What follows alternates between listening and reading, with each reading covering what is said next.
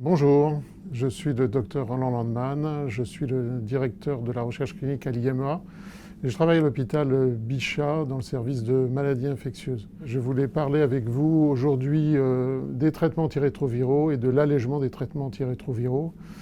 Comme vous le savez, le traitement antirétroviral, la fameuse trithérapie, est maintenant une histoire assez ancienne qui remonte à plus de 27 ans et qui a permis de sauver des millions de vies au prix d'un traitement continu.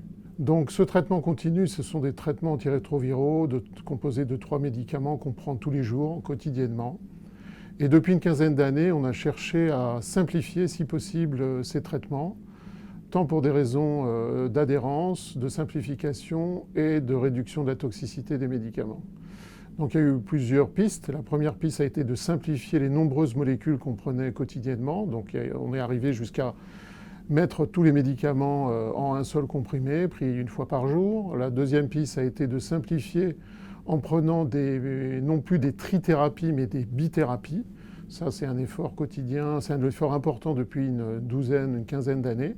Très intéressant. Et une troisième piste, ça a été l'allègement de la trithérapie hebdomadaire avec une réduction des prises dans la semaine en réduisant de 2 jours, voire de 3 jours.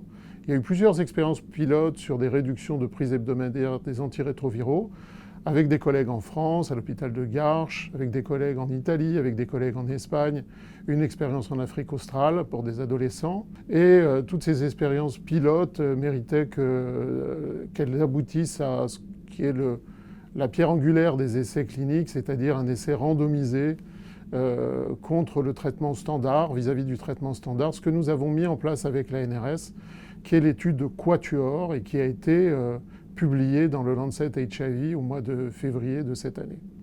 Alors l'étude Quatuor, ça consistait à pouvoir proposer, et ce qui a été le cas avec notre collègue Pierre de Truchier et Lambert Assoumoud de l'INSERM, à 640 patients en France, dans pratiquement tous les centres hospitaliers qui s'occupent de VIH, d'avoir un choix de tirage au sort entre 2 stratégies: continuer son traitement antirétroviral en trithérapie quotidienne, 7 jours sur 7, ou le réduire avec une pause pendant le week-end, avec un arrêt le vendredi, samedi, dimanche.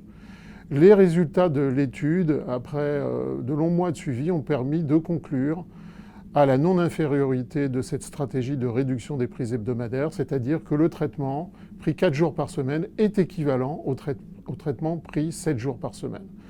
Ce qui, en termes de qualité de vie pour les patients, est ressenti comme une espèce de libération du traitement quotidien, mais sans prendre de risques sur la sécurité des patients. Et on a fait de nombreuses sous-études, notamment sur le sperme, pour être sûr qu'il n'y ait pas de risque de transmission, sur les compartiments profonds, pour être sûr que le VIH ne s'y développe pas pendant les périodes d'arrêt.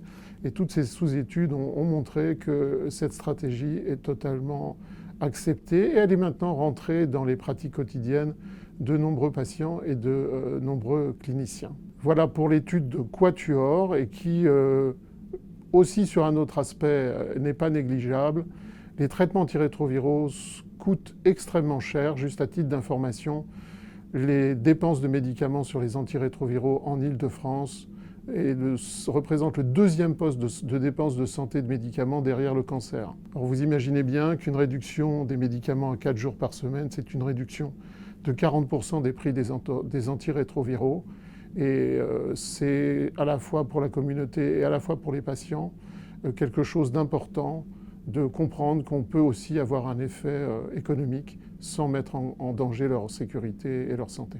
J'aimerais juste rappeler et surtout remercier tous nos collègues qui ont participé à cette étude, nos collègues cliniciens, nos collègues virologues, immunologistes et pharmacologues qui nous ont permis de faire toutes les sous-études nécessaires, et surtout la NRS qui est le sponsor et le promoteur de cette étude et qui nous a soutenus. Cette étude n'est pas sponsorisée du tout par l'industrie pharmaceutique et nous espérons qu'elle aura des conséquences dans nos pratiques médicales et pour les patients. Je vous remercie.